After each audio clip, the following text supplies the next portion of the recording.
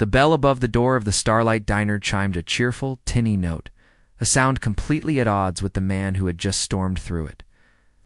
He was a mountain of leather and denim, his face a roadmap of scowls etched by sun and wind. Patches declaring allegiance to the Vipers were stitched onto his vest, symbols meant to command respect through intimidation. His name was Rook, and he moved as if he owned every space he entered. His gaze swept across the worn linoleum floor and red vinyl booths, dismissing the few patrons with a contemptuous sneer.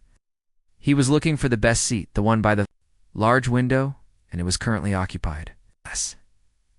Sitting there, bathed in the gentle afternoon light, was a woman who was his complete opposite. She was perhaps 70 years old, with hair the color of spun silver pulled back in a simple, neat bun. She wore a plain, well-mended gray coat over a modest dress. Her hands, though wrinkled with age, were steady as she held a cup of coffee. Her name was Eleanor Vance, and her presence was as quiet as a prayer.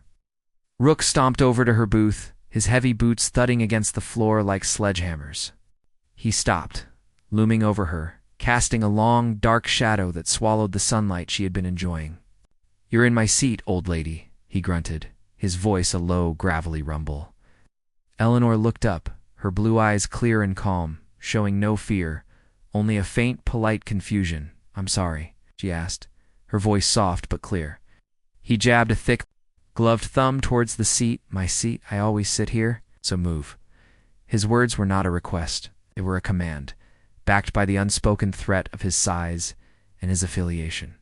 The few other people in the diner, a family with 2 young kids and a traveling salesman, froze. They looked down at their plates, suddenly fascinated by their half-eaten fries, their silence a shield against the unfolding confrontation. Eleanor didn't move immediately. She took another slow sip of her coffee, her poise an act of defiance, more powerful than any shouted word could have been. This small act of resistance seemed to infuriate Rook. With a guttural snarl, he reached out and shoved her shoulder. It wasn't a violent push, but it was aggressive, dismissive, and utterly degrading. It was designed to unbalance and humiliate. "Her?" Eleanor stumbled sideways, her coffee cup clattering into its saucer, spilling a dark brown puddle across the Formica tabletop. Her purse, which had been resting on the seat beside her, slid to the floor with a soft thud. A wave of hushed gasps rippled through the diner. The injustice was so stark, so blatant, the fragile-looking old woman and the brutish biker. But Eleanor did not cry out. She did not protest. With a slow, deliberate grace that seemed impossible under the circumstances, she righted herself on the bench. She looked at the spilled coffee, then at her purse on the floor, and finally, back up at Rook. There was no anger in her eyes, only a profound, unshakable stillness. It was the kind of stillness that comes from a life of discipline, a life that had weathered storms far greater than this loud, posturing man. She calmly reached into the pocket of her coat, retrieved a simple older model cell phone, and flipped it open. Her fingers, steady and sure, pressed a single speed dial button. As the phone began to ring, a voiceover begins, filled with emotion and purpose. They say a person's true character is revealed not in how they celebrate victory, but in how they face injustice. What Rook the biker didn't know was that he hadn't just pushed an old woman, he had pushed a warrior. If you believe that respect is earned, not taken, then subscribe to our channel and turn on your notifications. Because a lesson was about to be served in this diner, and it wasn't on the menu. Rook watched her make the call, a mocking grin spreading across his face. "What's that, Grandma? It's calling for help? Who are you going to get? Your knitting club?" He laughed. A harsh, ugly sound that echoed in the tense silence. Eleanor held the phone to her ear, her gaze unwavering. She spoke only a few words, her voice too low for anyone but her to hear. Yet the very act was a declaration. "David," she said simply into the phone, "there's been a situation. I'm at the Starlight Diner on Route 4. I'd appreciate it if you could come. 5 minutes should be fine." She listened for a moment, nodded to herself, and then closed the phone, placing it back in her pocket. She then bent down with no sign of struggle and picked up her purse, setting it back on the seat. With a quiet finality, The 5 minutes that followed stretched into an eternity, each tick of the large, greasy clock on the diner wall marking a beat in a slow, suspenseful drum solo. Rook, having claimed the booth, sat sprawled across the vinyl seat, his muddy boots propped up on the opposite bench. He had ordered a beer from the terrified-looking waitress, Maria, and was now holding court, his voice booming through the small space.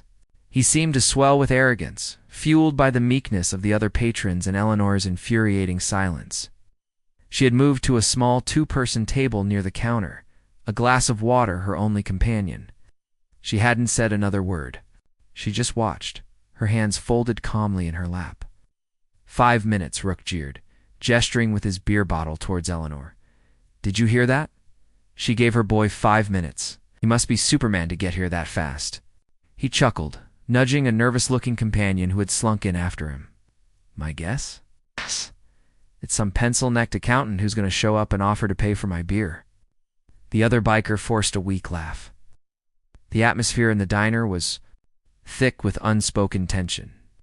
The family in the corner had paid their bill and hustled their wide-eyed children out the door, casting worried glances back at Eleanor.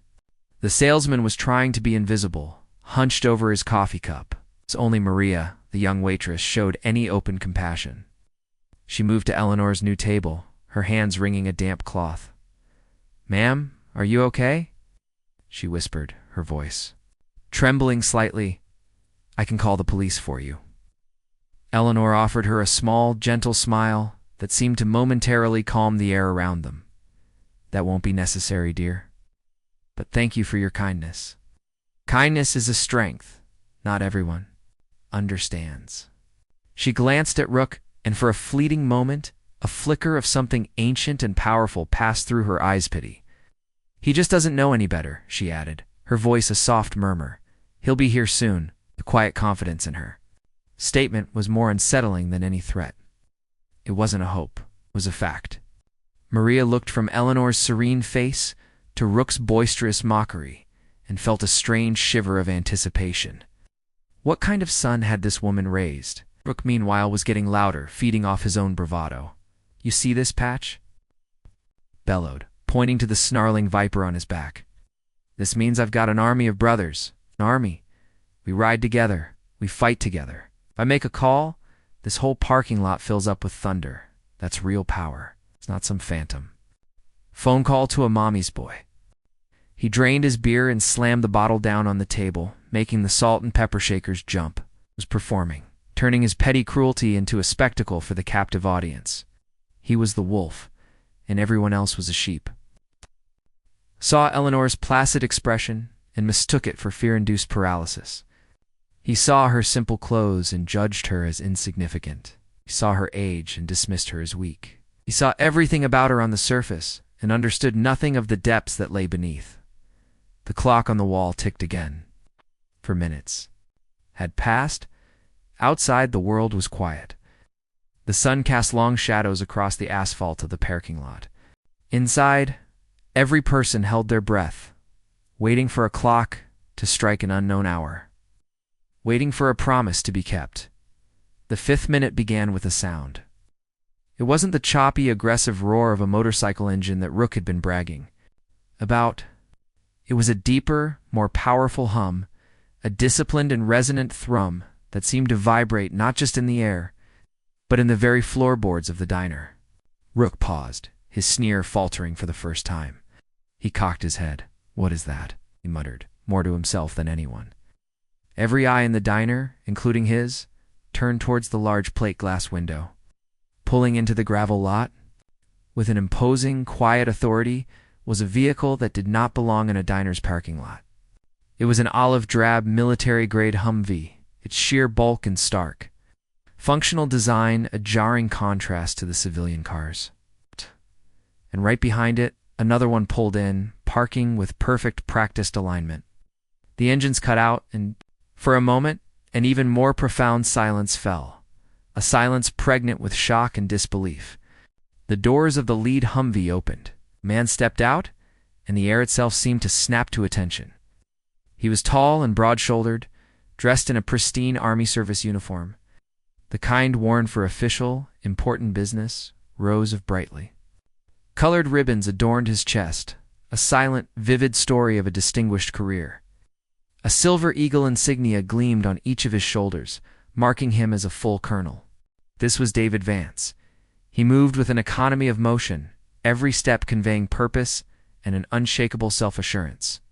From the other vehicle, 4 other soldiers emerged. They were younger in their combat uniforms, but they shared the same disciplined aura. They didn't fan out or take aggressive stances. They simply stood at ease by their vehicle, a powerful, silent, and observant presence.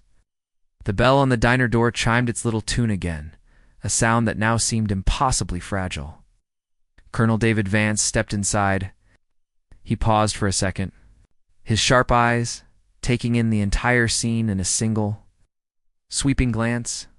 The intimidated salesman, the nervous waitress, the sneering biker, and finally, his mother, sitting quietly at her small table.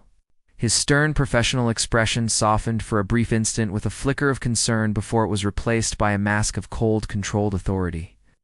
He walked directly toward Eleanor, his polished black shoes making no sound on the tiled floor. He moved past Rook's table as if the biker and his friend were nothing more than pieces of furniture. Rook, who had built his identity on being the most intimidating man in any room, suddenly looked small and insignificant. From his seat, his bravado crumbling into confusion. "Hey, who the hell are you?" he managed to stammer out. David didn't even turn his head. His focus was entirely on his mother. He stopped before her table and placed a hand gently on her shoulder. "Mom," he said, his voice a calm, low baritone that nevertheless carried across the entire room. "Called. You said there was a situation." Eleanor looked up at her son, and a genuine, warm smile finally lit up her face. "David, thank you for coming so quickly." She then gestured with a slight tilt of her head towards Rook's booth. "This gentleman was just insisting that I give up my seat. I believe he's leaving now." It was only then, at his mother's cue, that Colonel Vance turned his head and let his gaze fall upon Rook. It was not a look of anger or aggression. It was something far more terrifying.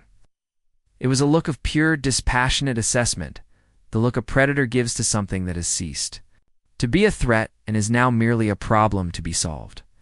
The air crackled. The confrontation had arrived.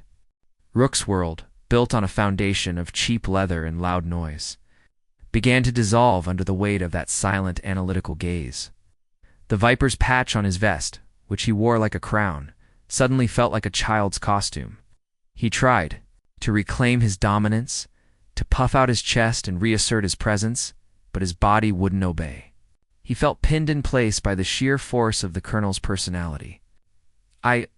She was in my way," Rook stammered, the words feeble and pathetic in the heavy silence. His friend was already sliding out of the booth, trying to make himself as small as possible, his eyes darting towards the exit like a cornered animal. Colonel Vance took one slow, deliberate step towards Rook's table. He didn't raise his voice, didn't need to. Every word he spoke was like a perfectly placed chisel, chipping away at the biker's false bravado. "This woman," he began, his voice a low, dangerous current, "is retired Master Sergeant Eleanor Vance." He let the title hang in the air, each syllable landing with the force of a gavel. "She served this country in the United States Army for 30 years. She has stood on duty in places so desolate and dangerous that a man like you would weep for his mother. She has commanded platoons of soldiers braver and more honorable than you could ever pretend to be in your wildest fantasies." He leaned in just a fraction, lowering his voice even further, making it more personal, more devastating. "She has earned the right to sit in any damn seat she chooses. She is not in your way. You," he said, the final word, a sharp, definitive point in hers, the truth of his words, the undeniable authority in his voice, and the stoic presence of the 4 soldiers visible through the window, created an overwhelming force that crushed Rook's ego into dust. The biker visibly deflated. The red flush of anger on his face was replaced by the pale, clammy sheen of humiliation. The entire diner watched, mesmerized. The patrons were no longer afraid. They were witnesses. They were seeing a story unfold. A morality play about true strength and false pride. Rook mumbled something incoherent, an apology that died in his throat. He scrambled out of the booth, nearly tripping over his own feet. He didn't dare make eye contact with the colonel or with Eleanor, just fled, his head down, a pathetic and hasty retreat that was the polar opposite of his arrogant entrance. His friend was already out the door. The colonel watched him go, his expression unchanging, then turned back to his mother as if the entire incident was a minor distraction that had now been dealt with. The tension in the diner broke, replaced by a wave of collective relief and awe. With a tenderness that belied his stern military bearing, David pulled out the chair for his mother at her original table by the window. "Are you all right, Mom?" he asked, his voice now filled only with the love and concern of a son. Eleanor patted his hand, her quiet dignity fully restored. "I'm perfectly fine, David. Just a minor disturbance on an otherwise pleasant afternoon." Just then, Maria the waitress approached, her eyes shining with unshed tears of gratitude and admiration. She held a fresh pot of coffee in one hand and 2 clean cups in the other. "Colonel?" "Master Sergeant," she said, her voice thick with emotion. "Please. The coffee is on the house. For everything." A quiet, spontaneous sound started from the corner where the salesman sat. It was applause. Soft at first, then growing stronger as everyone in the diner joined in. It wasn't loud or boisterous. It was a wave of deep, heartfelt respect. It was for the colonel's quiet power, but more than that, it was for the unassuming, the old woman in the gray coat, a hero who had been hiding in plain sight. As the narrator's voice returns, we see Eleanor and David sharing a quiet moment. The sunlight once again streaming through the window, illuminating the scene. True strength is rarely loud, doesn't need to boast or intimidate. True strength is forged in discipline, tempered by sacrifice, and worn with a quiet humility. Master Sergeant Eleanor Vance never needed to prove her worth to a bully in a diner. Her life of service had already proven it to the world. And on this day, in this place, it was simply and beautifully remembered. The final image is a shot of Eleanor, a small, genuine smile on her face as she sips her coffee. Her son sitting proudly beside her, a quiet guardian watching over his nation's and his family's greatest treasure.